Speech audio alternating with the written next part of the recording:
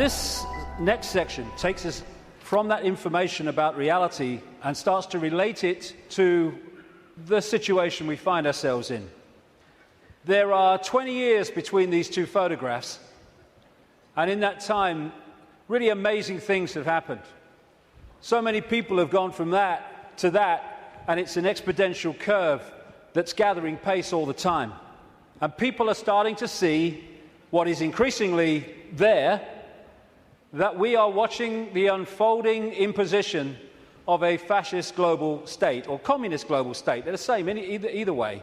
I'm sure people in fascist Germany and people in Stalinist Russia thought there was a big difference between the worlds that they lived in. Different names for the same basic control system.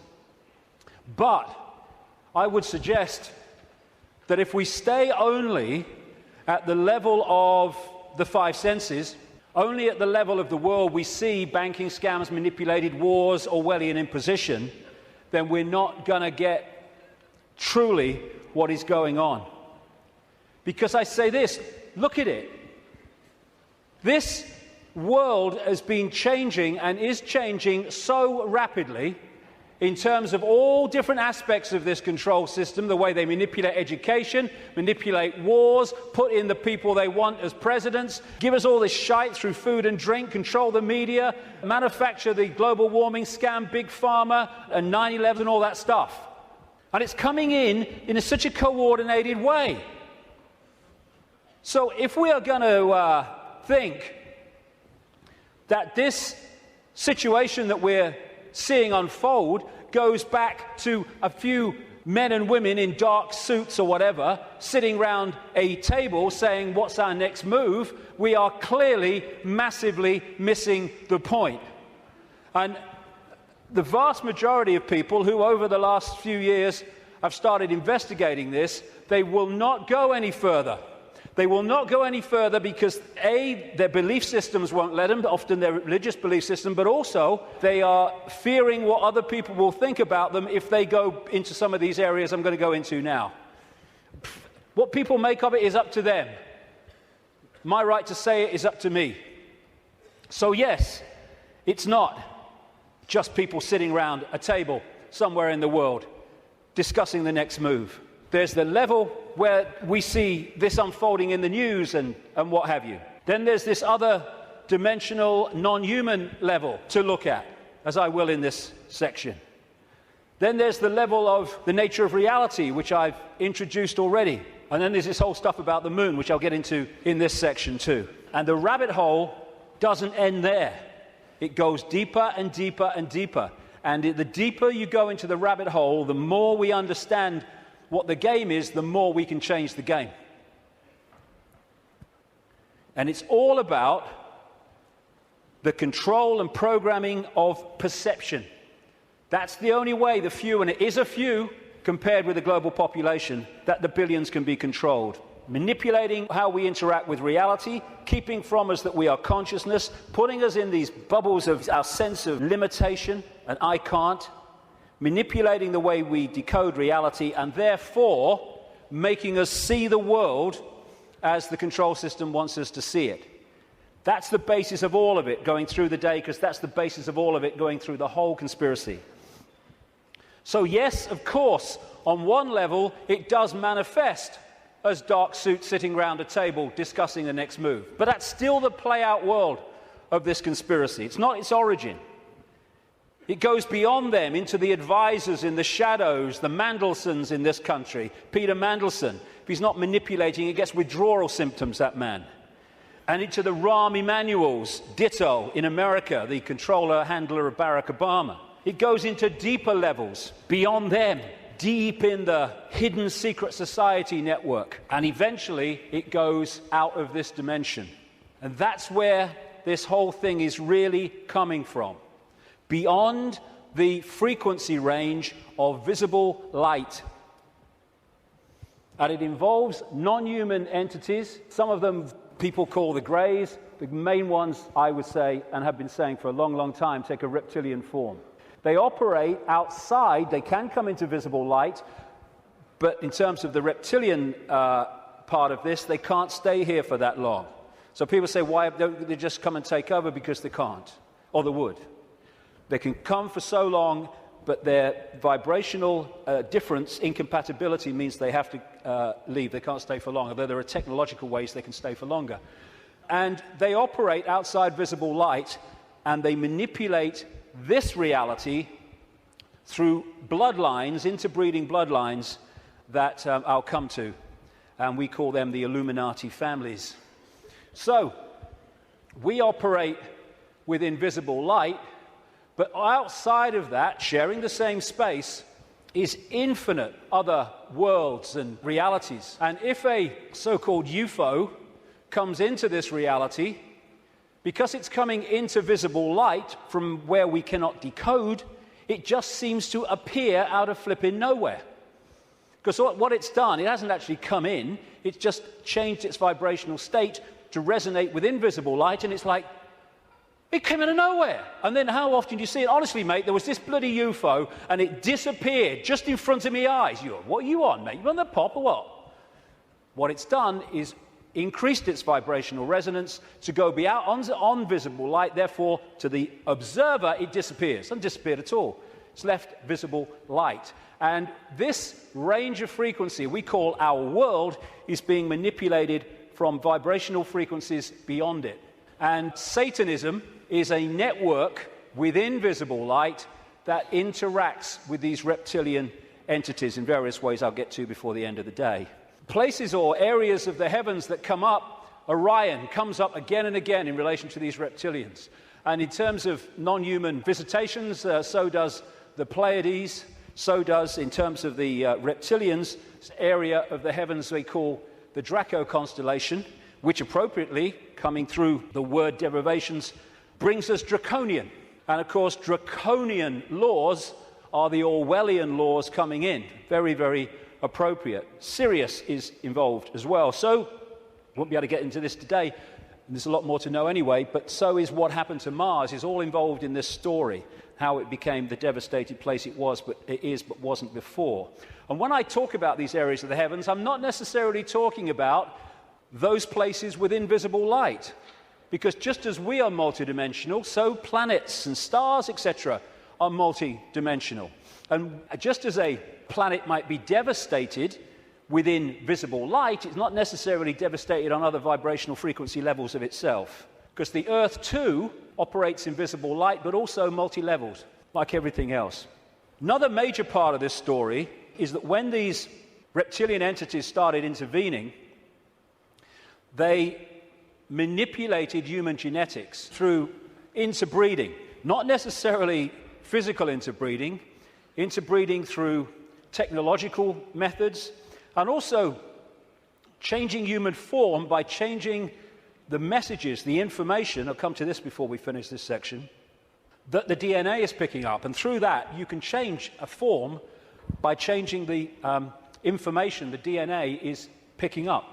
And it's no accident that humans have massive, fundamental reptilian genetics. This part of the brain, which scientists call the R complex or the reptilian brain, will be very, very important as we go through this second part of the day, because it's fundamental to how human behavior and human perception is manipulated to see the world as we currently see it. This interbreeding is talked about and recorded all across the world in the ancient accounts. Of course, I guess because it's the Bible, the best known is this section from Genesis. There were giants in the earth in those days, and also after that, when the sons of God came unto the daughters of men, and they bare children to them. The same became mighty men, which were the old men of renown. But that's just the biblical version. Got a frog in my throat, the reptilian kind. All across the ancient world, you see similar stories and accounts of this interbreeding.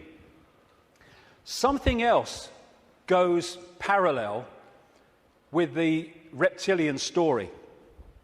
Again, not just in the Bible with the Garden of Eden and all that stuff, which of course the serpent was dominant, but across the ancient accounts. And that is the connection between the reptilian intervention and what we call the fall of man.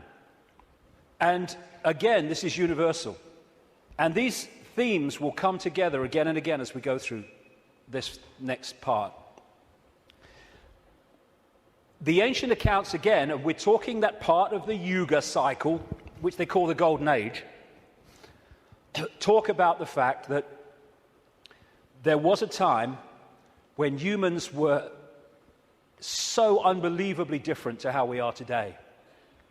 They were connected to higher levels of consciousness. They were in this world, but they were certainly not of it. They were capable of incredible feats, and they lived what we would call impossible lengths of time in terms of age. And then there was a sudden change, the fall of man, as it was called. What I call this is the schism. There was an energetic schism at the level of the metaphysical universe, the waveform-based information construct, and that, as it was decoded through into this holographic reality, obviously mirrored in the holographic play-out world the schism in the information construct. And this is a portrayal of that, a symbolic portrayal of that. Anything that happens here gets decoded through to there, and this is where the schism happened. It was like a distortion in the information. Thanks, mate. Cheers. You put the gin in, right? It was a distortion in the base information construct, and I'll be coming to how that happened. There were many consequences for this, and one of them was there wasn't just a schism in the energetic level of the world itself. There was a schism was passed through into human personalities.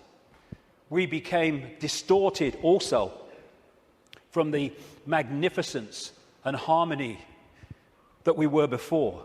And we went from that to this. And we're now at the point where we're coming out of that. And there was also genetic manipulation to stop us accessing ranges of frequency that we did before. This is a major reason, not the only reason, but it is a major reason why scientists call 95% of human DNA junk DNA, because they don't know what it does. This is the reason, not the only reason, but a major reason why we only use a fraction of our brain's capacity. This is why billions of cells in that bridge, the corpus callosum, don't seem to be doing anything. They've been switched off. We've been put into a state that disconnects us and therefore makes us controllable, makes us farmable. So you've got this reptilian group, and the ones involved appear to be relatively small in number, tiny compared with the global population, and this is why they're terrified of being exposed. That's a constant theme, all the way through it, wherever you look. And they've imprisoned humanity, or sought to, in this tiny frequency range of perception called visible light. Another key aspect to this is that they created hybrid bloodlines specifically to be the middle men and women. They became known in the ancient world as the demigods, the people, the children of the gods, part human, part god, as these serpent gods were perceived. And they were to be, like I say, the middlemen and women operating in visible light for the outside visible light control system. And it's appropriate that the caduceus and the symbol of the medical profession is the DNA, in effect, portrayed as two snakes. Because to these reptilian geneticists who were far ahead of where we are in the public arena in terms of genetics and understanding, the DNA is a software program. And so they manipulate it for their own means. And this is crucial to understand the world that we live in. One seriously important aspect to this DNA, this hybrid DNA I'm talking about, is that it has eliminated what we call empathy. The ability to decode the emotion of empathy. Empathy is the fail-safe mechanism of all behavior.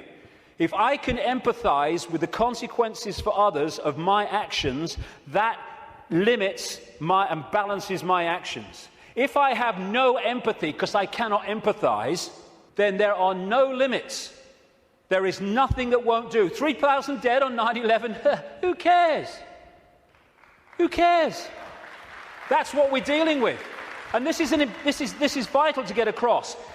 If we look at this information on the basis of thinking I wouldn't do that, so they wouldn't do it, then we're going to miss the plot completely.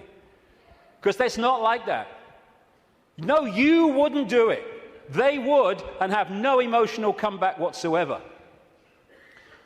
The reason for the interbreeding, the hybrid, is vibrational compatibility. These hybrids have a greater infusion of reptilian DNA than the general population, although we have a lot. And therefore, the resonance is sympathetic to the resonance of these entities operating just outside visible light. And through this resonant connection, like two radio stations talking to each other, the possessing entity outside of visible light can control the thoughts, actions, perceptions of the intermediary, the demigod. And of course, the theme of possession is as old as history, right up to the present day. We look at these people.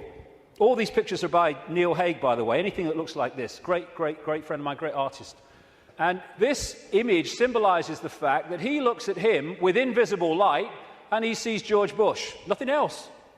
What people don't see, because it's outside the frequency range of their decoding system, is there are entities around these people who are actually controlling these people's thoughts, actions, etc. A number of psychics have said to me around the world how they've seen people walking along the street or wherever, and then they've seen like an ethereal reptilian entity locking into these bottom two chakra points, the emotional level, one of them is, and floating around with them. And this is a kind of a good analogy. You know when there's scientists in a laboratory and they're trying to work with something that they can't touch because it's too dangerous. What they're working with will be in a tank, and they'll put gloves on, which allows them to be outside the tank, but to manipulate inside the tank. Well, that is a very good symbol of what I'm talking about. These Illuminati bloodlines, these hybrid bloodlines, operate like those gloves, operating inside this reality. And Neil symbolizes these Illuminati families with invisible light as this bearded man. Whenever you see him as we go along, that is symbolic of the Illuminati families controlled beyond human sight by these reptilian entities. When the world started to recover from great geological catastrophes, which I'll come to in a second, there were areas of the world that stood out in terms of their abilities and potentials and advancement. These were some of them, and this area is particularly important to the bloodlines I'm talking about. The area that was once called Sumer, thousands of years BC, and became Babylon. This is why Babylon comes up in the writings of these people so often. And it's Mesopotamia, the land between two rivers. They didn't invade Iraq just for oil or just for anything. They didn't invade it for one thing, but multiple things. But one reason they're so obsessed with Iraq is because to these bloodlines in control of the world today, this is a very significant, almost religious piece of land of historical importance to them. As Sumer and Babylon broke up, these bloodlines started going walkabout. They became the royal families of the world. And what do royal families claim? The right to rule because of the divine right to rule. The Chinese emperors used to claim the right to be emperor because of their genetic connection to the serpent gods. And this is a theme all across the world between the serpent gods and royalty. They became the aristocracy and the royal families, claiming the right to rule because of their DNA. Just down the bloody road from here, we have a head of state in Britain to this day who is only head of state because of her DNA. Head of state because of her DNA. I actually made a complaint, nothing happened to it, but I made a complaint to the Race Relations Commission, or whatever they call it. They said, if you see racism, report it. So I reported the royal family. I thought, well, I mean, you would.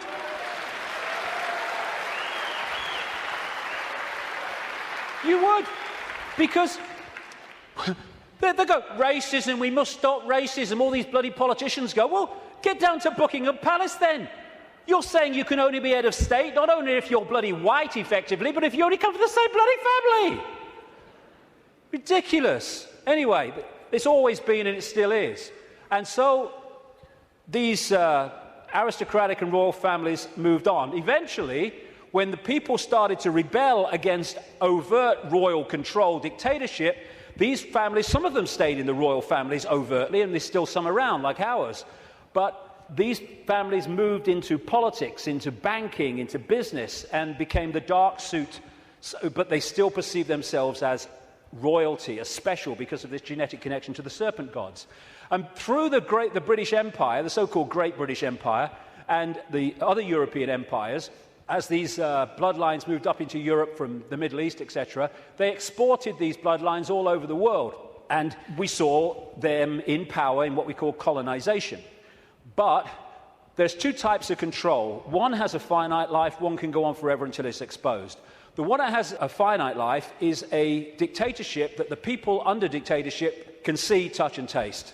Communism, fascism, apartheid. People know where they stand, and eventually, therefore, they will rebel against it because they know what they're dealing with. The greatest form of control is a control you can't see. Prison without the bars. You can't see the bars because you'll just sit there. People do not rebel against not being free when they think they are. And that's the idea of replacing the colony control with another kind of control called freedom.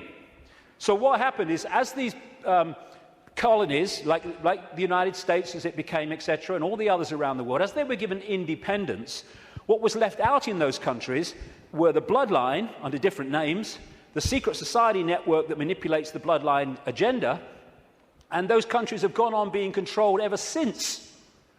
But because they have the ability to have a vote every 4 or 5 years, they don't realize they live in a tyranny.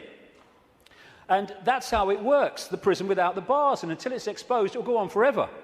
And so these kind of people, especially the Rothschilds, they are major, major players in this. They are the middlemen for the manipulation of this reality from these entities mostly outside of this reality.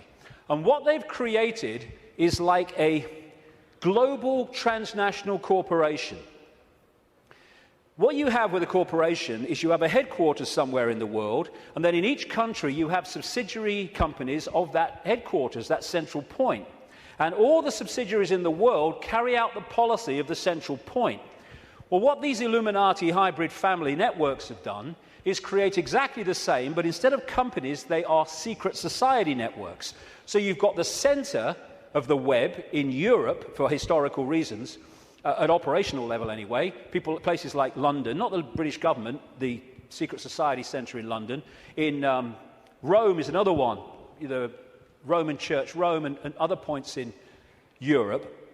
And then in each country, you have families from the network in those countries whose job it is to run the networks that control that country's business, banking, politics, media, all of it. And so what you have is, from this central point in Europe, the center of the web, all these different places and countries all over the world then impose on their country what is being dictated here. And that's why, as I travel around the world, I see the same things being introduced in different countries at the same time, overwhelmingly justified by the same excuses. It's all a global network. It can be symbolized too as a web, like I say, with the Rothschilds real close to the spider, and all these different strands on the web are different secret societies, different semi-secret societies, transnational corporations, and all the rest of it. So when you see all these different names of these corporations that dominate the world in so many ways, and the pharmaceutical cartel, and the oil cartel, and all the rest of it, the biotech cartel, they're all different names or different masks on the same one face. And so you have this structure where Outside of visible light, you have the reptilian control system, comes down through the Illuminati families, and they control the people in power to push the world in a certain direction. Another way of looking at it here. You see, all these different people, these fight among themselves and all the rest of it, though if it gets out of hand, they get sorted. So these sit on the top of all these different countries. They control these different areas of their societies, and the people are then played off against each other. These buggers don't go to war, they tell these buggers to go to war. And if we stop going to bloody war, game over. But we do. Ridiculous. That's part of becoming conscious.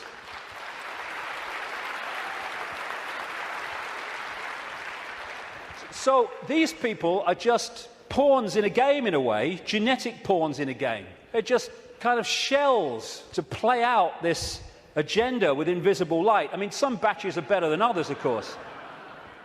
So if you look at the principle of the Trojan horse, the symbol of the Trojan horse, coming into a society and not seeming to be what it is, though taking it over, and you put that on the face, well, you pretty much got symbolically what we're talking about here. People send me pictures from around the world and stuff that they find on the internet and elsewhere, which have a kind of reptilian feel about them. I'm not saying these are reptilian eyes, it could be a trick of the light, but I've used it because it gives an indication of the number of people that have told me this all around the world, from all walks of life, how they've seen people shift from a human to a reptilian state, and especially the eyes are the first to go. They describe how the pupils become reptilian. And interestingly, a great friend of mine has an associate who, I don't agree with it, but he's been doing a research project to develop iris scan technology, and it led to him looking very deeply into 2,300 eyes. And he said he knew nothing about what I'm saying, probably never heard of me. And he said to my friend, the amazing thing was that about 4% appeared to be of reptilian type and appearance. And that is a recurring number. In my research anyway, 5% seem to be of this hybrid nature. So these people are reptilian hybrid human reptilians. And you look at the eyes, but behind the eyes are something else. I had an experience with this guy, Ted Heath. He was Prime Minister of Britain from 1970 to 74, took us into the European Union as it became. And it's a long story, I've told it before, but he looked at me in a dressing room in a television station, and as he looked at me, this is what his eyes did. His eyes went completely black, everything. And as I looked into his eyes, it must have been like that for, I don't know, maybe a minute, 2 minutes. And as I looked into his eyes, I said at the time, it was like looking into two black holes, because you couldn't make eye contact because there was no contact. And it was like, as I know now, looking through him into this other dimension where he was really controlled from. This man, Ted Heath, oh, my goodness me. My goodness me. The children that guy has tortured and killed. And I've been saying this since 1998 in print, and he was alive for many, many, many, many years after that. And nothing happened. Why? Because it's true. And so these people are like hiding behind human form. And hey, I rest my case. I rest my case.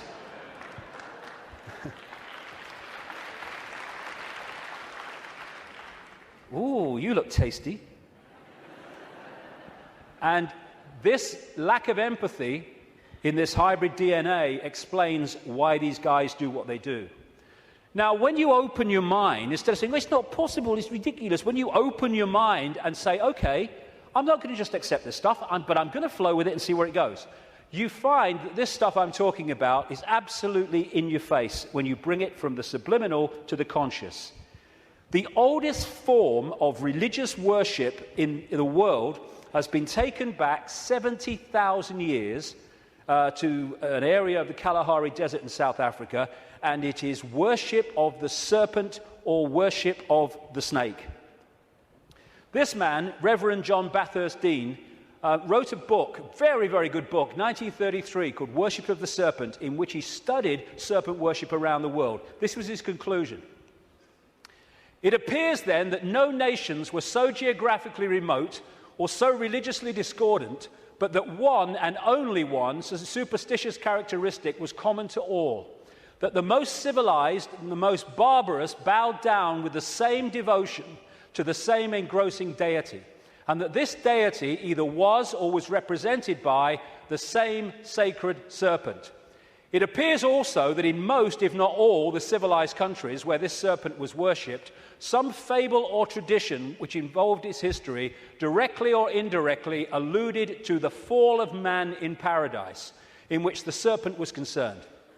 What follows then, but that the most ancient account respecting the cause and nature of this seduction must be the one from which all the rest are derived, which represent the victorious serpent, victorious over man in a state of innocence and subduing his soul in a state of sin, as he would call it as a reverend, into the most abject veneration and adoration of himself. Like I say, wherever you go, it comes up. You find obvious representations of the serpent gods. These were found in graves of the Ubaid people that preceded Sumer in what we now call Iraq. These were the Nagas, the shape-shifting reptilian people of Asia.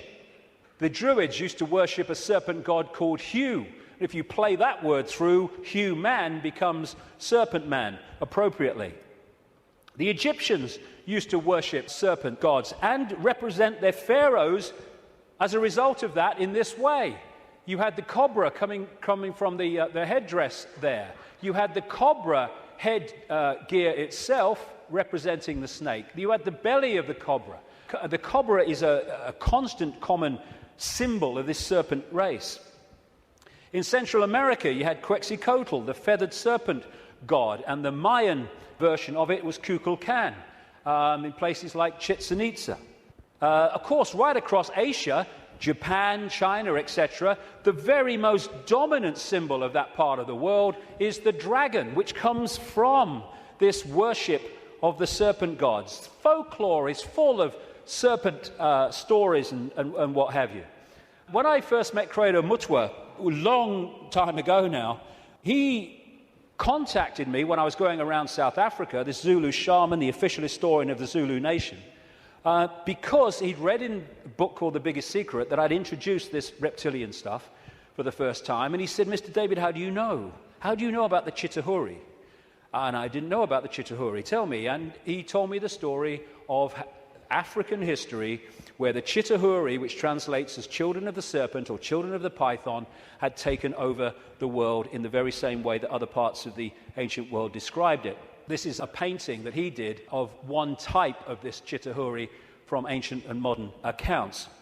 And he showed me this called the Necklace of the Mysteries. It says a necklace, it's very, very heavy, copper, and it goes on your shoulders. How he keeps it on his shoulders, I'll never know, it's so heavy. And he uses it as the historian of the Zulu nation, the symbols hanging from it, to tell the story of Africa and the world in general. And pride of place on the front is a non-human entity with a willy in come and get me mode and a human woman.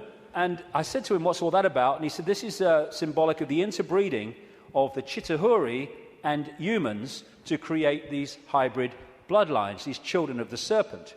And then I asked him, oh, by the way, that's copper now, but in the original, and this Necklace of the Mysteries, by the way, is mentioned in accounts 500 years old, and Credo reckons it's about 1,000 years old, and it has a flying saucer on it, very clearly, a flying saucer hanging from it, which the storytelling says that's how the Chitahuri came here.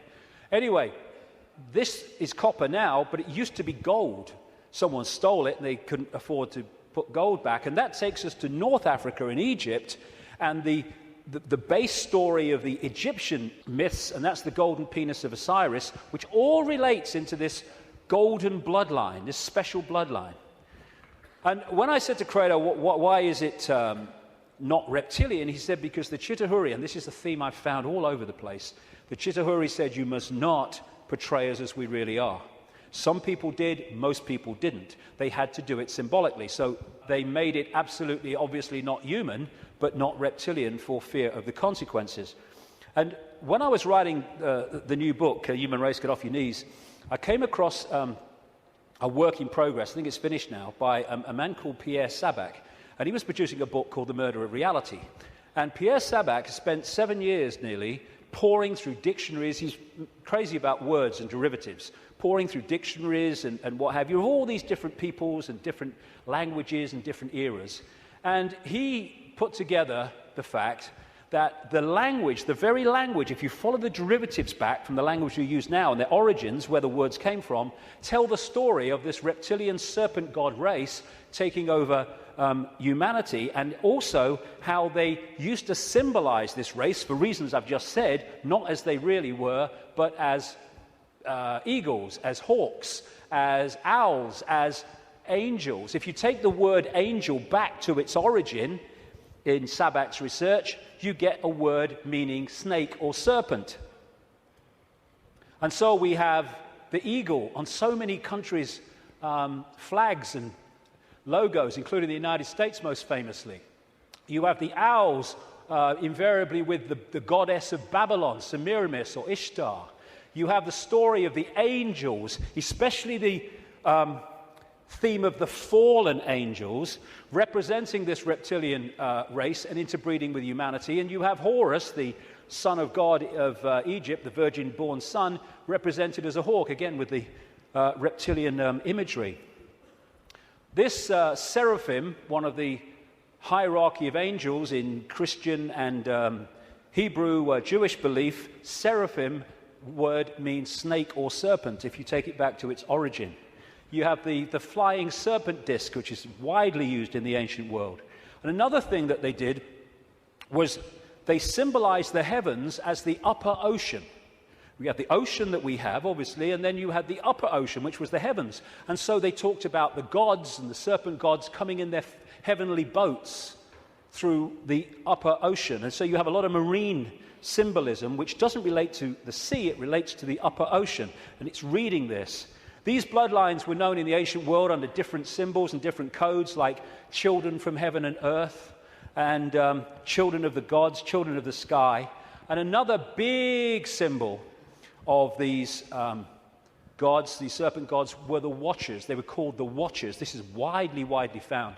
And that's why there's an eye, as Credo Mutua confirmed, on that hand on the necklace of the mysteries. That's the watchers, that's the serpent gods. And that's why we have the eye on top of the pyramid, the all-seeing eye on the dollar bill, and why that is a massive Illuminati symbol in the secret society network. They are the gods overseeing the pyramid of control. One way that they often symbolized these hybrid bloodlines in the ancient world was as part human down to the bottom of the torso, and then the legs or the bottom part being a snake. You come across this a great deal when you research this stuff. This is all symbolic of this half-human, half-snake symbolism. Over and over and over again you see it. And the cobra, like I say, is very much a common symbol of these serpent gods, as is fighting the serpent gods and battles with them. Even the word Messiah comes from Mesa, the Nile crocodile, which they use the oil from the Nile crocodile to anoint the pharaohs. And even today in the British coronation ceremony, they symbolize that as part of our own ceremony appropriately.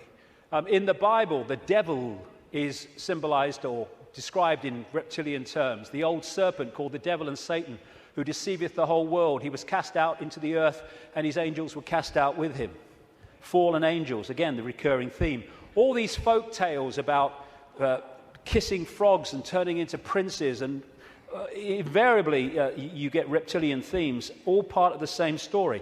And people send me images from all over the world as a result of the information I put out. It's amazing how many times you see this symbol of reptile and humans, or part human, part reptile.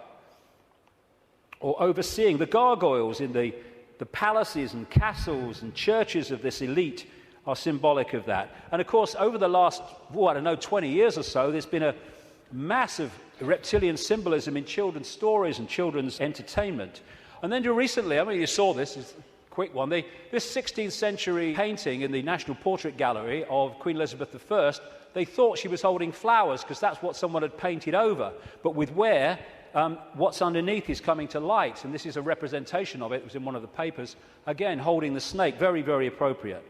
And these aristocratic families, which became the hybrids, again used reptilian, dragon, and all these other serpent images on their various coats of arms and what have you.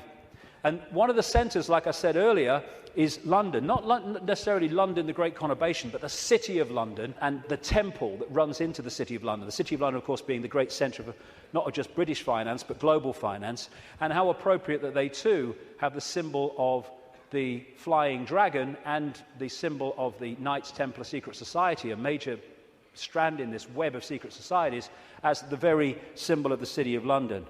You pass these as you go into the city, of course. Another theme you find with images around the world is of serpents eating humans. And not nice, it isn't, of course, but they do eat humans. When these reptilians come into visible light, they use humans as their food, like humans use animals, cattle, sheep. And then you'll see the recurring theme all over the world. This is in Central America, the Mayan area. This is a painting by Credo Mutwa from South African myths of the serpent gods, the Chitauri, eating humans. And this is Alfa Romeo. What's it doing there? What's it bloody doing there? Same thing. And in the garden of one of the palaces, or whatever you call them, mansions of Silvio Berlusconi in Italy, the leader and one of the world's most corrupt men, is again the same image.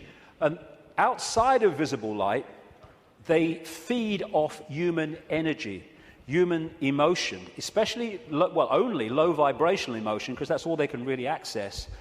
And so they have to keep humans in a state of mental and emotional suppression so that we keep feeding out this energy, which they then absorb. And that will become relevant in the next section when I get into why paedophilia is so widespread among this elite. Because energy changes with the emotions we give out. When we give out love, it's a certain wavelength. When we give out hate, it's a very different wavelength. And the friend of mine in Japan has become very well known for taking water, his name's Mr. Emoto, taking water, putting it in a container, and then he'll put words of love or hate or whatever on the side of it, because when you write a word, that word may seem in the decoded realm as a word you can see and read, but in the vibrational realm, it represents a vibration. If you could see the vibration of writing the word hate to writing the word love, it would be dramatic. In fact, you're looking at it. Because what happens is, after he's put the word on the side of the water, he then freezes the water really, really fast. I've seen his laboratory where he does it. And then he photographs the crystals. This is the crystal from a water that had love and appreciation written on it. This is the crystal that had hate written on the side of the water. And he's done whole books about this stuff with all these pictures in it. And this is the energy that these entities absorb when they're outside of visible light, which is most of the time. And therefore, they have to keep us in a state that keeps producing that. All this vampire stuff, because they drink human blood with invisible light because it carries the human genetic code and allows them to hold their vibrational compatibility with this reality for longer before they have to get the hell out of it. That's why they drink so much blood. And then there's this thing about shape-shifting, where, I've had a lot of, laughter and ridicule. So what's bloody new about this? And people say, well, you can't go from a solid body to a solid body and back again. And I'm saying, do you know? I agree with you. Of course you can't. But that's not what's happening, because there is no solid body. It's all happening as a decoding system. There is no solidity. So what shape-shifting is you have a situation like this, and the front dominating from our perception of observation energy field is the human one. So we look at George Bush or somebody, and we see a human. But sometimes, especially at times of high emotion, this shift can happen where the reptilian field comes forward. And as it does so, becomes the dominant one, often briefly, the observer now starts decoding that. And then it shifts back, and you start decoding this. And To the observer, decoding that shift, creating the holographic reality in their head, which is where everything happens, to their observation, someone's gone from a human to a reptilian and then back to human again. It's not, of course, shifting solidity. She's a hologram like we're all holograms, and they can shift. This is where shape-shifting happens, what we call physical shape-shifting, illusory, in our heads. So the road to tyranny began when these reptilians arrived.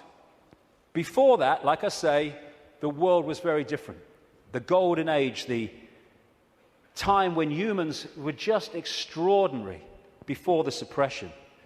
And then came this energetic schism, this distortion in the information construct, which got played out into the holographic world as, on one level, as massive geological events, with volcanoes and storms and what have you.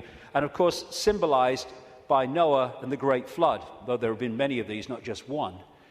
And Noah is simply a biblical version of much, much older stories that tell exactly the same story of how the earth turned over, how there was a massive flood, tidal waves, what we would call today tsunamis, how there were great geological catastrophes and upheavals, and basically the world was, certainly the society that went before, was destroyed. It was a blank sheet of paper.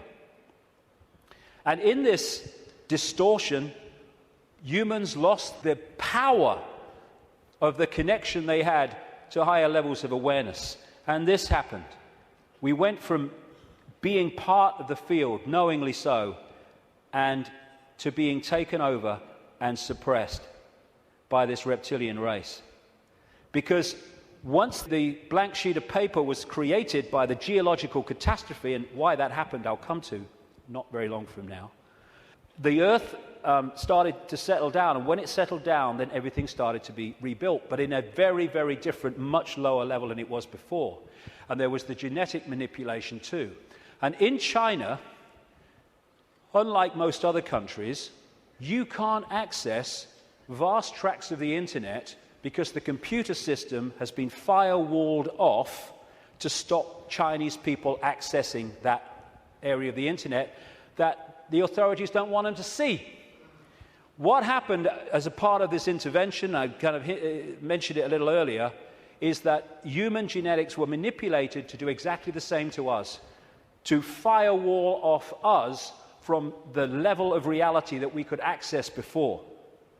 So we went into this prison called visible light that we've been in ever since, and particularly isolated in the left side of the brain so that we only perceive through the five senses, and we can only see structure and language and a hierarchy and all that stuff, and our potential dramatically reduced. And this world came as a result of it. And it's dominated by controlling human perception, by suppressing our true self and dictating what we bring into holographic reality. Okay, now let's go really crazy. I've had enough of only being half crazy. Let's do the bloody lot, eh?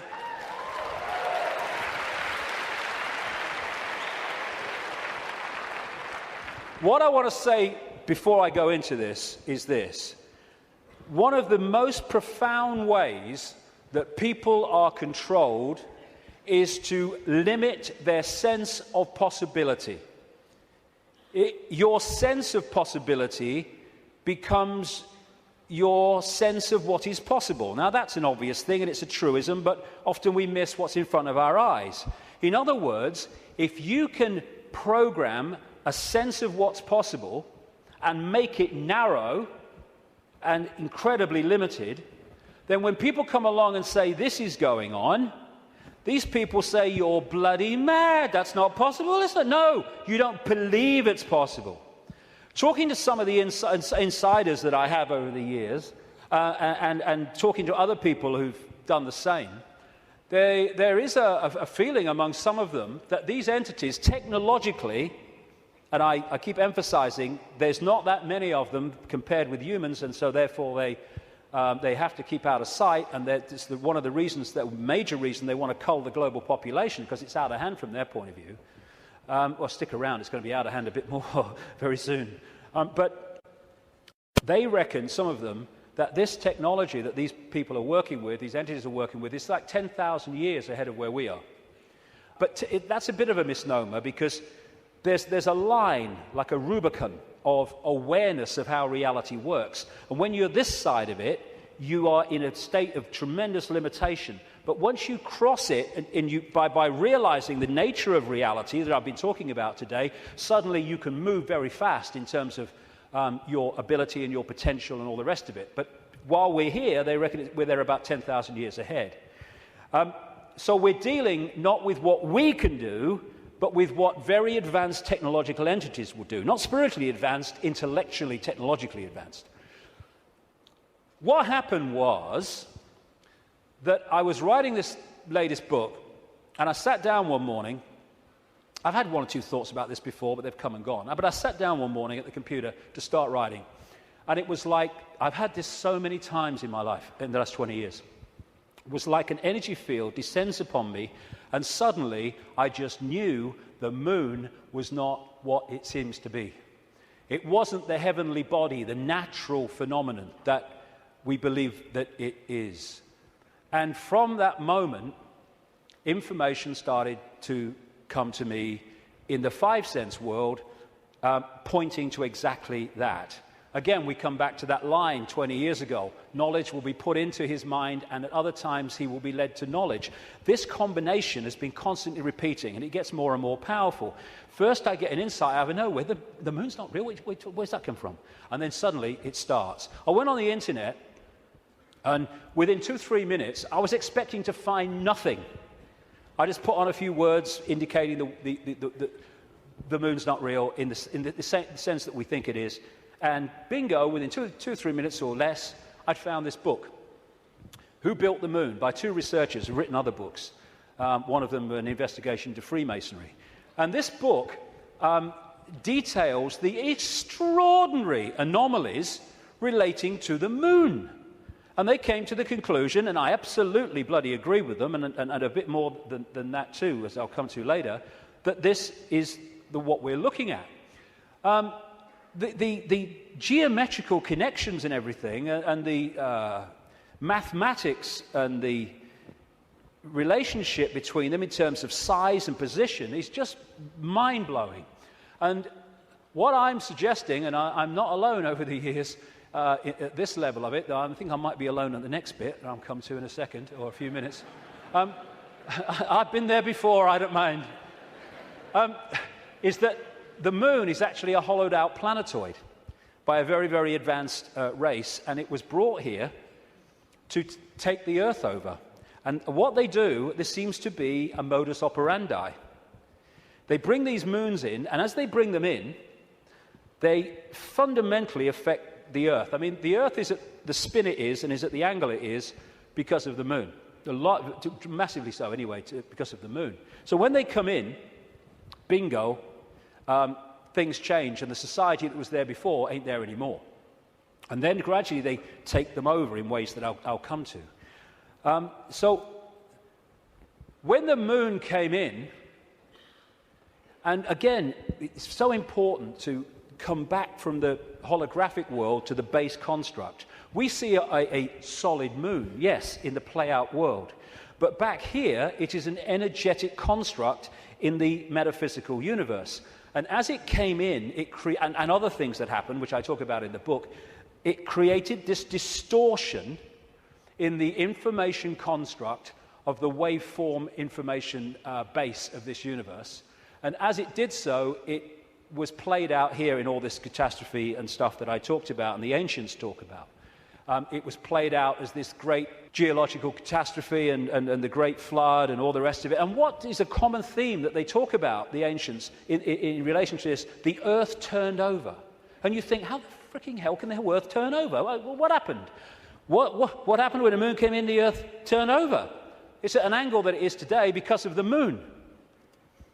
And so the distortion brought an end to the world that was there before, and we basically went back to rubbing sticks together because of what happened. And that distortion was played out in the human mind, the human perception, the human psyche, and we completely changed our perception of the world and who we are, where we are. So in Who Built the Moon, like I say, I do recommend it, the way it looks at the anomalies and everything, and the connections between these three bodies. And these mathematical, geometrical connections only apply to these three bodies in the solar system. They don't play out against the other planets, just these three. And the moon is so perfectly positioned that because of where it is, when we have an eclipse, it is the same size as the sun. That's why we have the eclipse. And the authors of Who Built the Moon say this: the moon is bigger than it should be, apparently older than it should be, and much lighter in mass than it should be. It occupies an unlikely orbit and is so extraordinary that all existing explanations for its presence are fraught with difficulties, and none of them could be considered remotely watertight. When you go on and you say, where'd the moon come from, you get this story. And like so much in what we call science, that people take it as fact, it's actually a theory which repeated becomes fact. But then you go back and you find that it's a theory. And the first one is the moon was created by what's known as the whack theory, or the big whack theory. And that is that a Mars-type planet came in, smacked the Earth, great chunk came off, and became the moon. When the physics of that didn't work out, they came up with the double whack theory, where the Mars-type planet hit the Earth, bit comes off or whatever, and then the Mars-type planet thinks, well, I'll give him one with the right, I'll give you one with the left, comes back and whacks it again, the old 1-2. Talk about bloody desperate. And the truth is, and honest scientists will tell you, they have no bloody clue where the moon come from, and it shouldn't, by physics, be there. This guy, Isaac Asimov, a Russian professor of biochemistry, did a lot of writing on this sort of stuff, and he said this, quite rightly: we cannot help but come to the conclusion that the moon by rights ought not to be there. The fact that it is one of those strokes of luck almost too good to accept. Small planets such as Earth with weak gravitational fields might well lack satellites. In general then, when a planet does have satellites, those satellites are much smaller than the planet itself. Therefore, even if the Earth has a satellite, there would be every reason to suspect that at best it would be a tiny world, perhaps 30 miles in diameter. But that is not so. Earth not only has a satellite, but it is a giant satellite, 2,160 miles in diameter. How is it then that that tiny Earth has one? Amazing. Some scientists don't even talk about a planet-satellite relationship, but a planet-planet relationship. The moon's bigger than Pluto. The best explanation for the moon is observational error. The moon doesn't exist, that scientist said. Another one from NASA: it seems easier to explain the non-existence of the moon than its existence. And then we get the hollow moon. This is what I'm saying, and others have said, is that it's a hollowed-out planetoid. In November 1969, the moon was hit by a lunar module to the equivalent of 1 ton of TNT. The shock waves built up, and NASA scientists said the moon rang like a bell. Maurice Ewing, a co-director of the seismic experiment, told the news conference, "As for the meaning of it, I'd rather not make an interpretation right now, but it is as though someone had struck a bell, say in the belfry of a church, a single blow, and found that the reverberation from it continued for 30 minutes. It got a bigger smack eventually, which I'll come to. Frank Press from the Massachusetts Institute of Technology, MIT, said that for a rather small impact to produce an effect that lasted for 30 minutes was quite beyond the range of our experience. This is a guy called Gordon MacDonald. He said in the early 1960s, it would seem that the moon is more like a hollow than a homogeneous sphere. And this guy from MIT said the lunar orbiter experiments had vastly improved knowledge of the moon's gravitational field and indicated the frightening possibility that the moon might be hollow. Now we'll come to this bigger whack. A launch vehicle struck the moon with the equivalent of 11 tons of TNT, and NASA scientists said the moon reacted like a gong and continued to vibrate for 3 hours and 20 minutes to a depth of up to 25 miles. Ken Johnson, a supervisor of the Data and Photo Control Department during the Apollo missions, told Who Built the Moon author Alan Butler that the moon not only rang like a bell, but the whole moon wobbled in such a precise way that it was almost as though it had gigantic hydraulic damper struts inside it. These two Russian scientists from the Soviet Academy of Scientists wrote an article in 1970 in Sputnik magazine in Russia, headed, "Is the Moon the Creation of an Alien Intelligence?" And all these years later, it indicates to the fact that they were right. What they point out, and others point out, is the outer surface of the Moon is extremely hard and contains minerals like titanium. Moon rocks have been found to contain processed metals, including brass and mica, and the elements uranium-236 and neptunium-237 that have never been found to occur naturally. Uranium-236 is a long-lived radioactive nuclear waste and is found in spent nuclear fuel and reprocessed uranium. Neptunium-237 is a radioactive metallic element and a byproduct of nuclear reactors and the production of plutonium. Some lunar rocks have been found to contain 10 times more titanium than titanium-rich rocks on Earth. Titanium is used in supersonic jets, deep-diving submarines, and spacecraft. Dr. Harold Urey, the winner of the Nobel Prize for Chemistry, said he was terribly puzzled by the rocks from the Moon and in particular their titanium content. He said the samples were mind-blowers and that he could not account for the titanium. The two Russian scientists said in their article, if a material had to be devised to protect a giant artificial satellite from the unfavorable effects of temperature from the cosmic radiation and meteorite bombardment, the experts would probably have hit upon precisely these refractory metals. Refractory metals are incredibly resistant to heat and wear. In that case, is it not clear why lunar rock is such an extraordinarily poor heat conductor, a factor which so amazed the astronauts? Wasn't that what the designers of this super Sputnik of the Earth were after? From the engineer's point of view, this spaceship of ages long past, which we call the Moon, is superbly constructed. They say it's a hollowed-out planetoid, and they say if you're going to launch an artificial Sputnik, then it is advisable to make it hollow.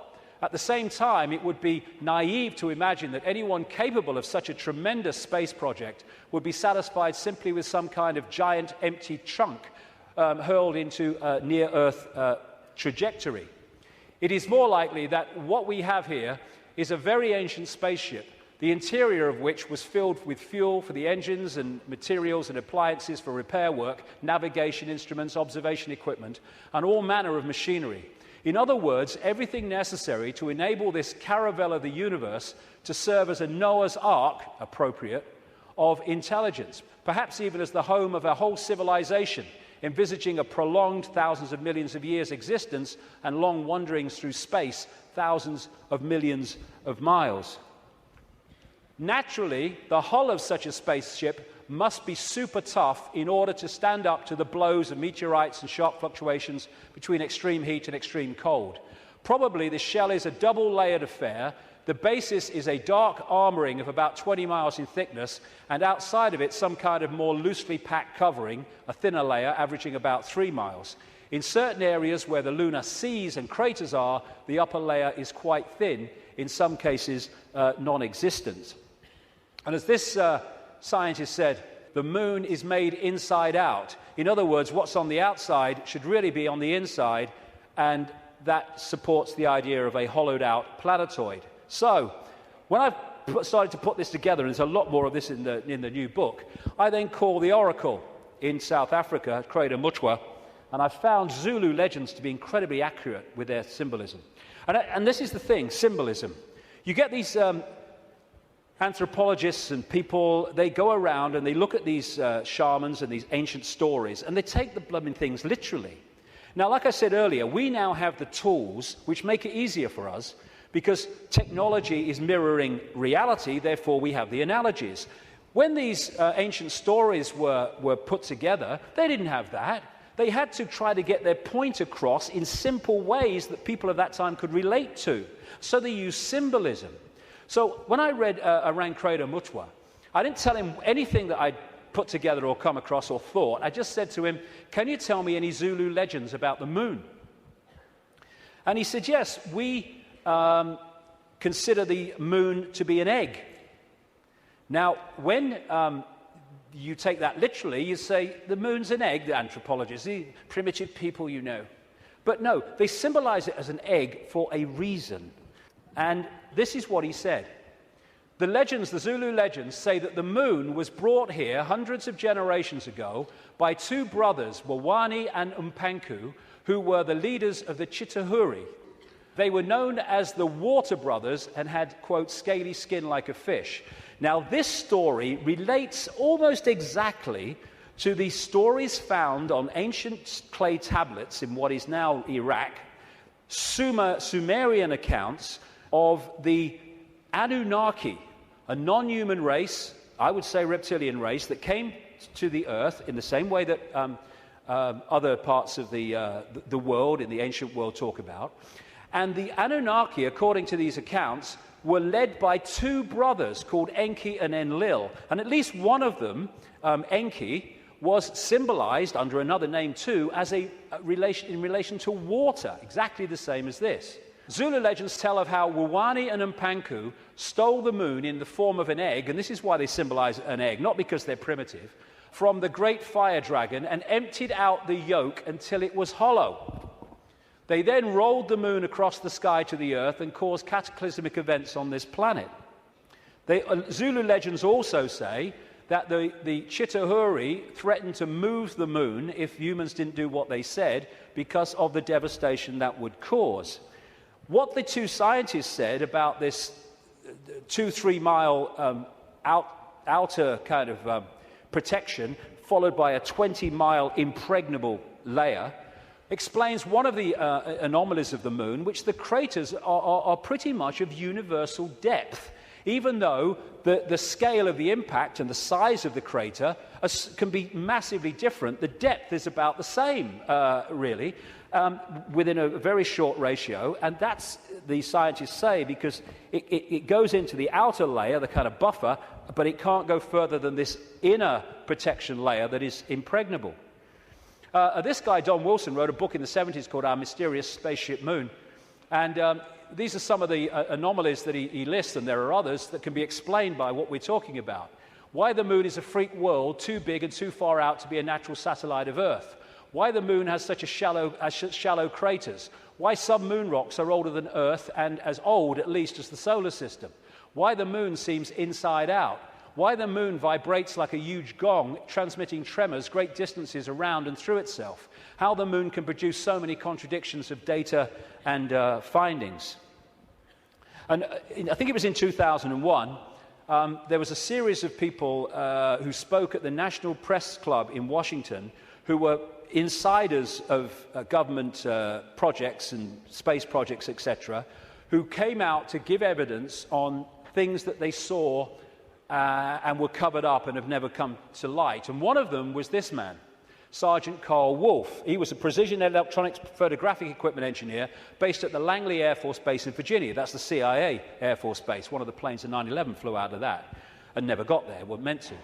But what he told at the press club was that he was called across to part of this base where they were putting together what they called mosaics. As the craft were flying over the moon and photographing it, they were taking different photographs and piecing them together to complete the landscape. And they had a technical problem, so he went over to try to help them out with it. And then a guy there who was working with his mosaics showed him something of interest. And this is what he said at that presentation in Washington. Then he pulled out one of these mosaics and showed this base, which had geometrical shapes that were towers. They were spherical buildings, they were tall towers and things that looked somewhat like radar dishes, but they were large structures. If I compare it to what I have seen now, because I do have photographs that have artifacts in them that are similar to what I saw, they're massive. And this is a thing, you think about the moon, massive. This is a thing that comes up. The structures and technology and, if you like, spaceships that these people work with, some of them are absolutely enormous, beyond our comprehension, because they've crossed that Rubicon of understanding how reality works and therefore what possibility is. Some of these structures are half a mile in size. They're huge structures. Some of the buildings seem to have very reflective surfaces on them. A couple of structures that I saw reminded me of cooling towers at power generating plants. They had that sort of shape. Some of them were just very, very straight and tall with a flat top. Some of them were round. Some of them looked like Quonset huts and with a dome, a kind of like a greenhouse. the particular shot that I saw, there were several clustered together over the landscape, a fairly large landscape. And other people at that press club presentation talked about how NASA systematically smudged out or removed any non-natural artifacts that they showed on the surface of the moon.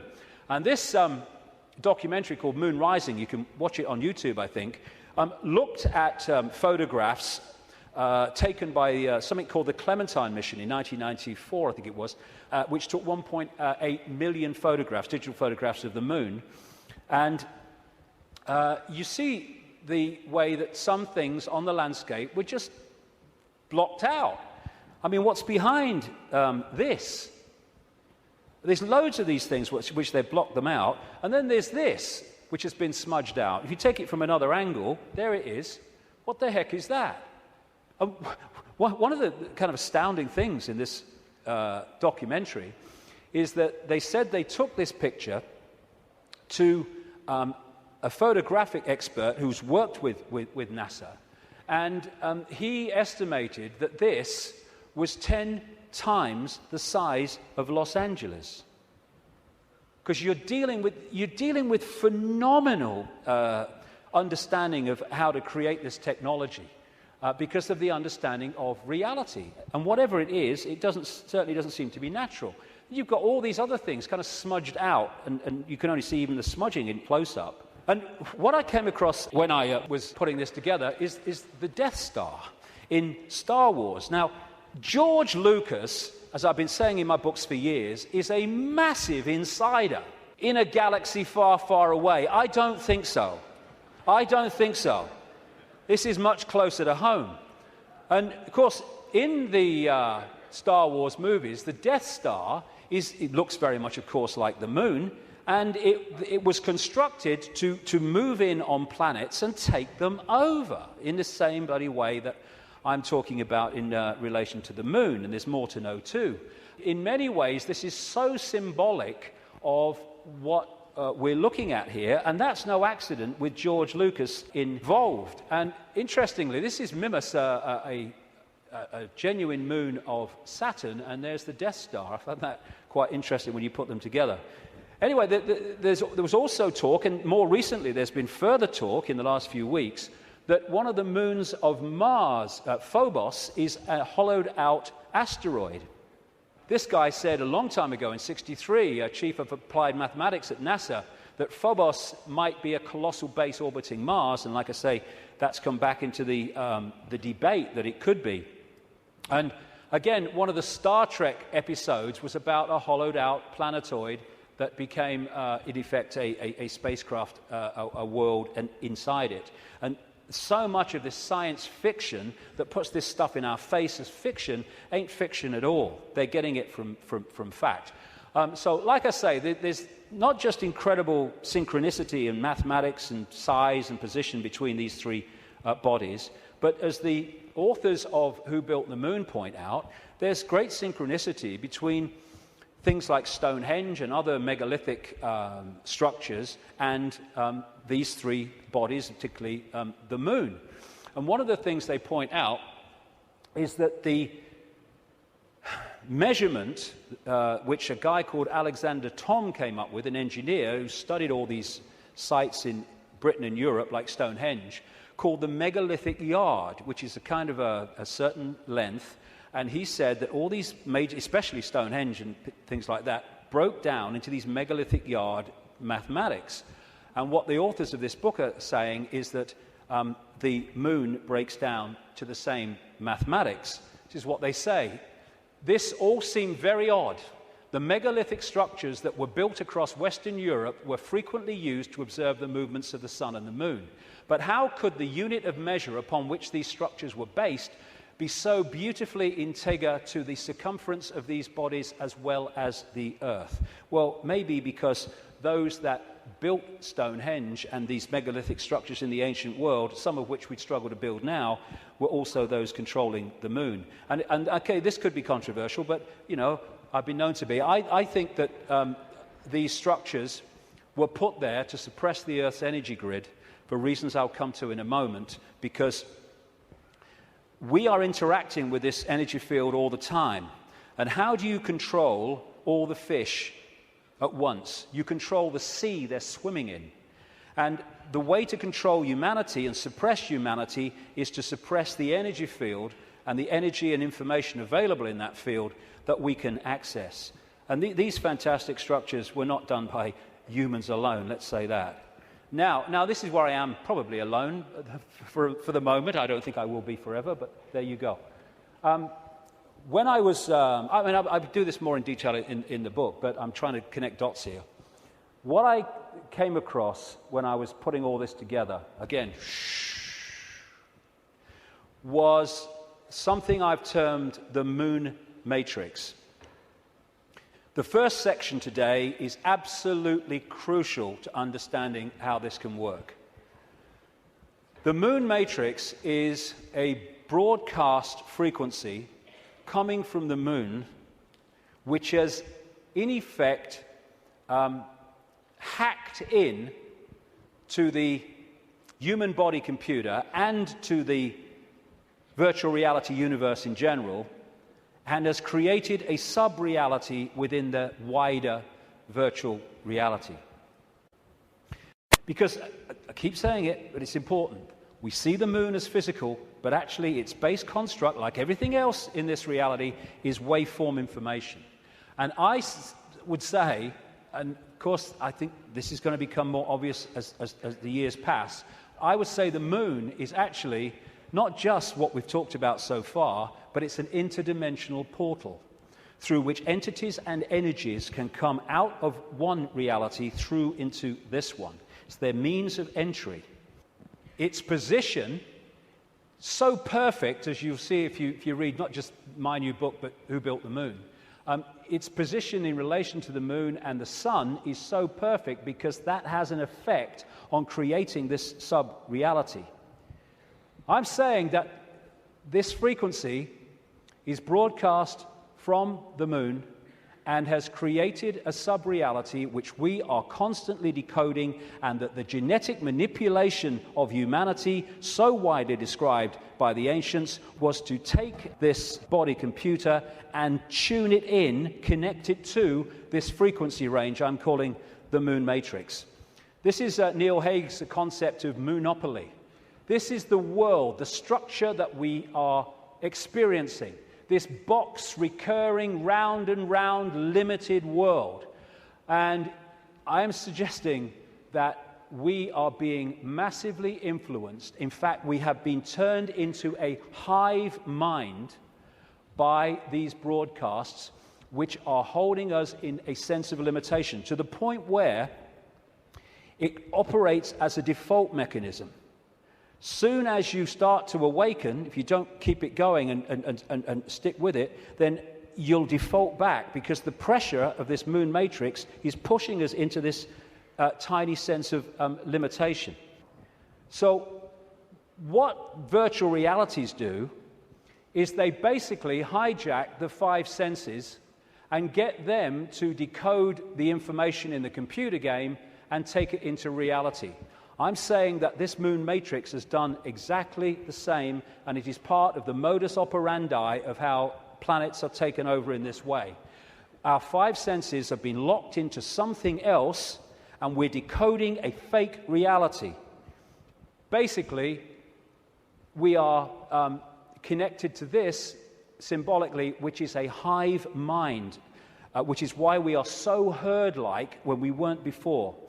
And if people are going, "Whoa, okay, what?" Just stick with me, because the layers will go on.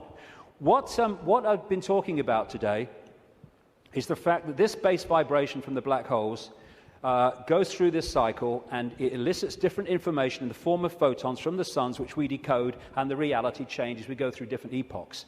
What I'm saying is that this moon matrix has hacked in to that photon energy stream and has done what the Chinese authorities have done to the computer system in China. They have stopped us accessing vast amounts of the virtual reality universe that we used to before.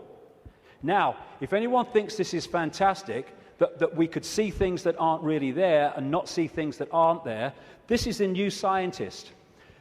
America has just switched from analog to digital television. In the short time of about a year that the analog frequencies are not being accessed because they're going to be filled up by other things like mobile phones, suddenly, for the first time, scientists can see and connect with radio waves from galaxies they couldn't before. Why couldn't they do it before? Because we were watching the flipping telly. Prior to the switchover in America, naturally occurring radio waves at frequencies between 700 and 800 megahertz were obscured by analog TV signals, preventing astronomers from investigating the universe using this band. The freeing up of this bandwidth is a once-in-a-lifetime opportunity to see galaxies in this range. Now, you imagine what is capable by this high technology in blocking frequencies so we can't perceive what's there and we perceive things that aren't there. That's what this is doing, I suggest. And I'll add more detail as we go along. In effect, we're operating within a bubble, a virtual reality bubble, within the wider virtual reality universe. And it's connecting in through our crystalline receiver transmission system, same with the Earth, and creating this situation where we are decoding a world that may even not be there, who knows, but certainly is different to the world we think it is. And we go back to this more accurately now. The matrix, I would say the moon matrix, is everywhere. It is all around us, even now in this very room. You can see it when you look out of your window and you turn on your television. You can feel it when you go to work, when you go to church, when you pay your taxes. It is the world that has been pulled over your eyes to blind you from the truth. What truth? You are a slave, Neo. Like everyone else, you were born into bondage, born into a prison. You cannot smell, taste, or touch. A prison for your mind. I would say that prison for your mind is the moon matrix, which has put us in a vibrational prison that we can only break out of by becoming conscious and therefore vibrating beyond the walls of the moon matrix, which is a frequency range. And if we're not held in that frequency range, that's why society is structured as it is, with its stress and its fear and its war and its conflict, then we start to break out of its perception prison and we start to say, bloody hell, why didn't I see this before? Because you were there, constantly decoding this thing. Now, like I was just saying, never mind what I've just said about some moon matrix, never mind that. Even by its very position, the moon is fundamentally affecting human behavior and human perception. Because the moon is affecting the Earth tilt, the Earth spin, affecting the Earth oceans, therefore it's affecting us. We're 60-70% water, we must be affected by it. And also, and here we come back to the importance of the first section today, it's also fundamentally affecting the endocrine system, which connects us to the chakra system, which connects us to out there, part of which is the third eye. It affects the hormones that we secrete, which fundamentally affect human behavior, human health, human perception. Not with any matrix, just by being there. And it fundamentally affects this, the pituitary and the pineal gland that give us the sixth sense ability to see beyond the five senses.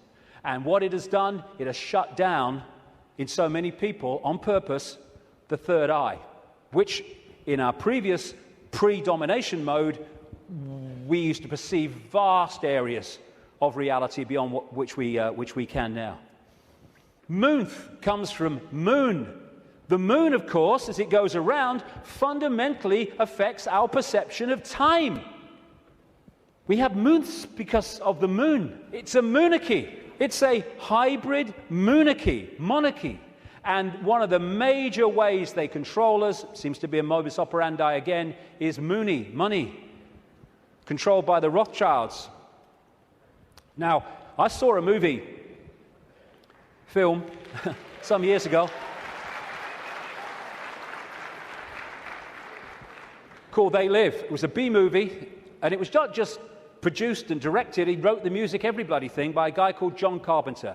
You follow John Carpenter's movie-making history, and you will see that he bloody knows a great deal. He'll say he doesn't, he bloody knows a great deal. He does movies and horrors and Satanism and all this stuff, and he did this movie called They Live, and I thought it was very symbolically accurate when I first saw it, but now it's unbelievably accurate. For those who haven't seen it, you go on YouTube, put John Carpenter They Live in, you can see it in sections still today. The story was this. It was set in the future, but the future was about now, because it was a few years ago now. There was a massive economic depression. And this guy comes along with his tools on his back. He's walking around America trying to find a job in the building industry. He gets a short-term one at this building site. At the end of the day, one of the other builders said, "Do you have anywhere to stay?" Because there's a massive economic depression. People are living in tent cities and corrugated iron makeshift villages on wasteland. Exactly what's happening in America now, incidentally. And he's now having nowhere to stay. So anyway, he goes back with him to stay at this corrugated iron tent little village thing on the wasteland. And he starts getting interested because there's things going on across the church, across the way, that seem very strange to him. And the village has mocked up some kind of television in a kind of Heath Robinson way. And when they're watching the television, suddenly it breaks out of the main channel, and there's just a man's face on the screen saying, "They're here, they're controlling, you don't know," all that stuff. And then there's a police state raid on this village and on this church, and they bring the bulldozers in and the police and the helicopters, and they destroy the village. And this builder guy gets away, and he comes back, and he goes snooping around the church, and he finds some cardboard boxes. And he grabs one and runs into a back passage behind buildings, and he opens the box wondering what's in it. And there's sunglasses. And he's disappointed. Sunglasses? What are all these sunglasses in a church for? So he thinks, "Oh, I'll have one." He puts them in his pocket, throws the others away, walks off into the street. And that's where we pick him up. When he puts these sunglasses on, suddenly the world looks very, very different. It looks like this. He starts to realize that there are people that look human to his naked eye that are anything but human when he puts these sunglasses on. Not only that, where he's seeing adverts with his naked eye, drink Coca-Cola, holiday in Jamaica or whatever, what he can see with the glasses on is subliminal instructions: conform, stay asleep, consume, watch TV, submit, and all the rest of it. All on levels that he can't see. Other people who haven't got the glasses, they're interacting with various people, but he can see are not human. He looks at the president making a speech. He's not human when he looks at him through the glasses. Same with a number of people in law enforcement. Newsreaders were the same. And where it goes is that at the end of the movie, they realize that the reason that people cannot see without the glasses, what he can see, is because there is a frequency being transmitted from the top of a television tower, which is preventing the population seeing what they would normally see if that frequency wasn't being broadcast. And what they do is they break the broadcast frequency, they stop the dish working, and people are sitting in bars, and suddenly they can now see the guy next to them's not human. What a bloody laugh that would be, wouldn't it? And there's people out having sex and then realizing, "Hey, I didn't really come home with you." Tell you the funny thing, a lady in Canada told me this story happened to her. I spoke in Canada years ago now, and I met this lady. She was a power-dressing businesswoman, very of this world. But she'd had this experience, and she was shaking when she told me the story. She said that she got this boyfriend who had a dark side, she said, that he knew about and he was trying to deal with. And they come home, and they go into the bedroom, and there was a shelf at top of her bed, and standing there was the book, The Biggest Secret, which for the first time I introduced this reptilian thing. He then goes crazy, she said, when he sees the book, and he got her to throw it away. "Oh, what are you reading that rubbish for?" and all that stuff. Mind you, he's not alone in that. And then they start having sex, and he's kind of on top of her, and she said, "I had my hand on the bottom of his back, and suddenly he started getting very, very violent, and I started getting frightened." And she said, then my hand was pushed back. And she said, I looked over his shoulder, and my hand had been pushed back by a tail. He sprouted a tail. She said, I screamed, threw him off, and for a second or two in front of me, he was totally reptilian, and then morphed back to human, and ran out of the house, never seen him again. But these bizarre stories that are bizarre to our reality, I've been told all over the world by people from all different walks of life, people in the Swiss banking system and all that stuff, all different kinds of people. So this frequency is that equivalent of that broadcast dish on the top of that TV tower, which was stopping those people in that movie seeing what they would normally see. Now, when we bring this down into the reptilian world, well, it gets interesting because we live in a society that is an expression of the reptilian brain. This man, Carl Sagan, a cosmologist, very famous, he wrote a book called The Dragons of Eden, in which he was looking at the effect of reptilian genetics on human behavior. And he said, you cannot, in effect, understand human behavior without understanding the reptilian aspect of all this. And we come back to what I mentioned earlier. This part of the brain, known as the reptilian brain or the R complex to scientists, is so fundamental to human behavior, as I'll explain in a second. And I'm saying that this genetic manipulation that the ancients talk about all over the world by the serpent gods locked us in to the moon matrix through the reptilian brain because it connects into the hive mind of the reptilian species in the moon. And this, like I say, fundamentally expresses itself as the world that we live in. And I'll come to that more in a second. Now, in the 60s, around that time, there's a guy called Carlos Castaneda who wrote books based on the teachings of a Central American shaman source called Don Juan Matus. Some people say Don Juan didn't exist. Some people say he did. Whatever, the words that were put into his mouth are just absolutely extraordinarily accurate. And I read this quote coming up after I put this stuff together that I've been talking about. This is what Don Juan Matus said in these books. We have a predator that came from the depth of the cosmos and took over the rule of our lives. Human beings and its prisoners. The predator is our lord and master. It has rendered us docile, helpless. If we want to protest, it suppresses our protest. If we want to act independently, it demands that we don't do so. Indeed, we are held prisoner. They took us over because we are food to them, and they squeeze us mercilessly because we are their sustenance. Just as we rear chickens in coops, the predators rear us in human coops, human eros. Therefore, their food is always available to them. Think for a moment and tell me how you would explain the contradictions between the intelligence of man the engineer and the stupidity of his systems of belief, or the stupidity of his contradictory behavior. Sorcerers believe that the predators have given us our systems of beliefs, our ideas of good and evil, our social mores. They are the ones who set up our dreams of success or failure. They have given us covetousness, greed, and cowardice. It is the predator who makes us complacent, routinary, and egomaniacal. In order to keep us obedient and meek and weak, the predators have engaged themselves in a stupendous maneuver. Stupendous, of course, from the point of view of a fighting strategist, a horrendous maneuver from the point of those who suffer it. They gave us their mind.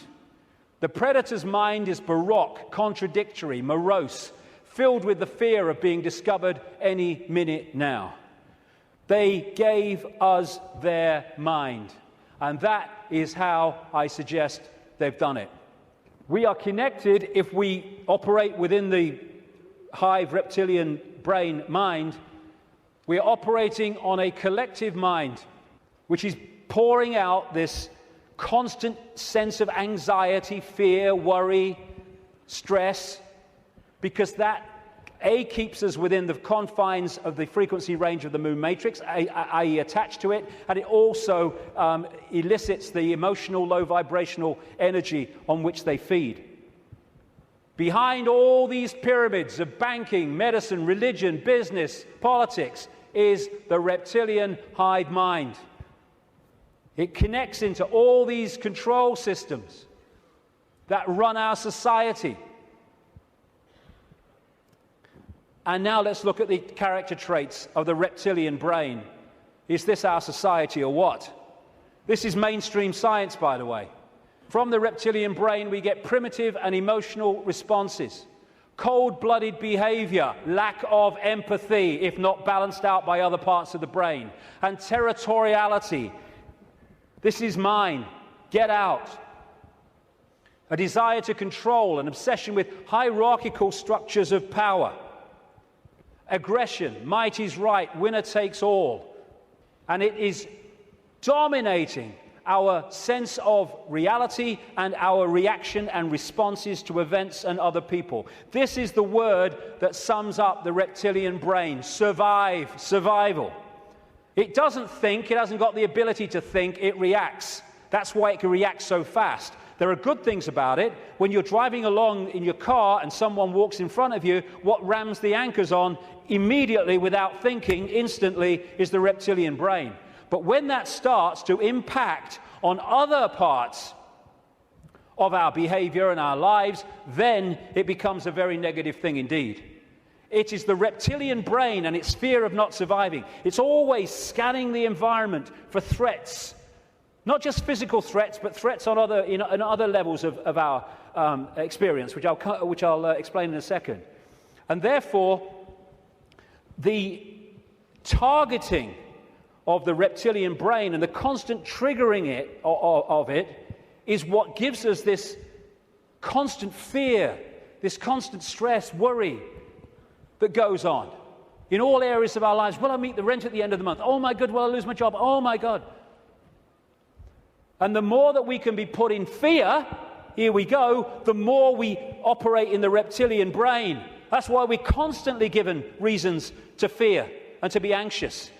Be afraid, be very afraid. The big bad monster's coming as soon as we've invented him. And when he's gone, we'll have another. Terrorism, global warming, swine flu, the economy, I don't look like her, I don't look like him, Constant reasons to fear.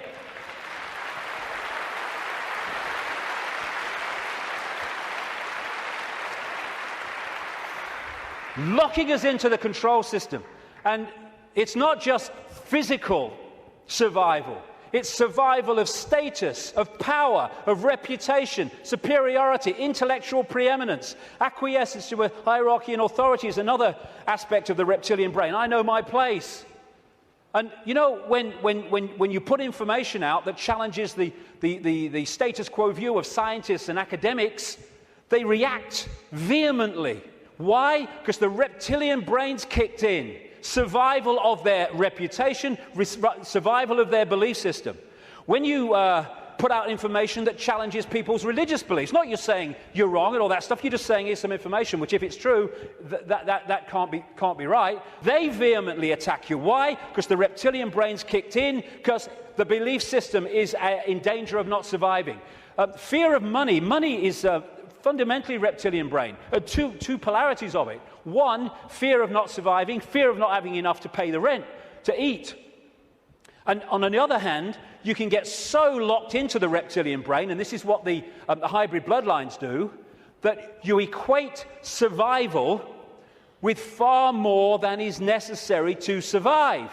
So you get people, especially in these bloodline networks, who have got more money than they could spend in 100 lifetimes, but they get up with the sun every morning to go and earn bloody more. It's an obsession, it's an addiction, and it's connected to the reptilian brain, which fundamentally drives our perception of reality. Don Juan Matus again. I know that even now, though you never have suffered hunger, you have food anxiety, which is none other than the anxiety of the predator who fears that at any moment now its maneuver is going to be uncovered and food is going to be denied. Through the mind, which after all is their mind, the predators inject into the lives of human beings whatever is convenient for them, and they ensure, in this manner, a degree of security to act as a buffer against this fear. Sorcerers of ancient Mexico reasoned, here we go, that man must have been a complete being at one point, with stupendous insights, feats of awareness that are mythological legends nowadays. And then everything seems to disappear, and we now have a sedated man. What I'm saying is, what we have against us is not a simple predator. It is very smart and organized. It follows a methodical system to render us useless. Modus operandi, done it many times. Man, the magical being that he is destined to be, He's no longer magical. He is an average piece of meat. There are no more dreams for man, but the dreams of an animal who is being raised to be a piece of meat, trite, conventional, imbecilic. This is what becoming conscious brings us out of. Control of perception is the bottom line of this conspiracy. You know, I'm all for exposing 9/11s and banking scams and engineered wars, but this is the bottom line. And if we miss it, then we're going round in circles and we'll get nowhere. Interestingly, the Zulu legends say that before the moon came, they used to worship the sun as female. And then everything changed.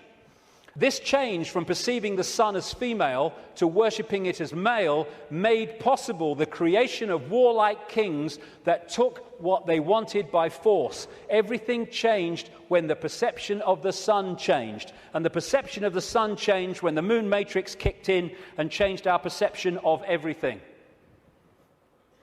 And in so many ways, this Avatar movie, I'm not saying Cameron symbolized it like this, I'm saying what it symbolized to me. The blue people, who were in total harmony with everything else, I'm saying to me, are symbolic of humans as we were before the Predator came. And then the American troops with their high technology, let's kill people, we want these resources, so let's just go and get them and destroy everything to do so. They symbolize to me this reptilian intervention. And they even have, in the Avatar movie, of course, the concept of the possession of the blue people so that they could infiltrate their society while outwardly looking like they do and not being known to be who they are. These reptilians look down a different timeline to us because they're on a different wavelength. They're able to see further into what we call the future than we are. And therefore, if you access this network of secret societies, especially the inner circle, you can access the projected future of human society, which this is planning. Therefore, you can write prophetic novels which further down what we call the timeline turn out to be staggeringly accurate. All you need to do is to access that projection. And you do it by accessing the secret society network. This, the Fabian Society in London, created in 1884, is one of those societies. The deeper inner core that have access to that timeline and that projected agenda. And this guy was one of them, a Fabian. And that's the Fabian logo, by the way. The wolf in sheep's clothing. Perfect. Perfect. It created, in effect, the Labour Party in Britain, and it influences massively the left, not only the left, but what we call the left centre of politics, not just in Britain, but in other countries. Australia too, for instance, very, very powerfully. When people have said to me in the past, you know, what's planned, I've said to them, well, you can read two books and see it, just put them together. George Orwell's 1984, and Aldous Huxley's Brave New World. This was published in 1948, this was in 1932. Put the two together, this talks about the drugs and all the rest of it, and the mind control, this talks about the sort of police state. Put them together, you got it. They were incredibly prophetic. I've been saying for years they weren't novels, or their source wasn't novels.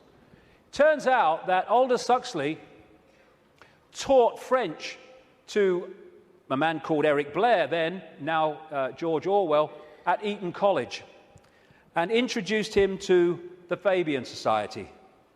And this was the knowledge base, plus no doubt others connected, where they got these concepts. And what they said all those decades ago, Huxley's case 1932, is now happening in incredible detail.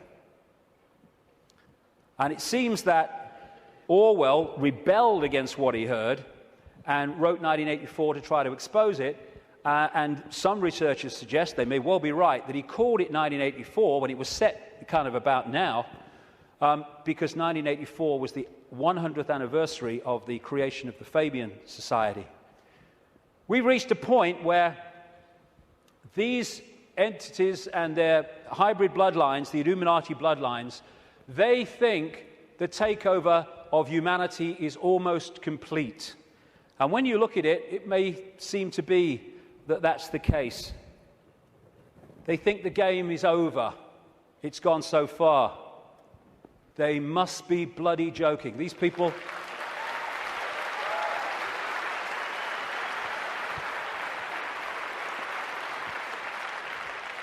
These people are in for the shock of their lives in the next few years. The shock of their lives. Because they can access so much, but they can't access beyond that. And they think the game's over because it seems to be here, but they can't perceive there. And when that comes in here, and it's very close to doing so, game over.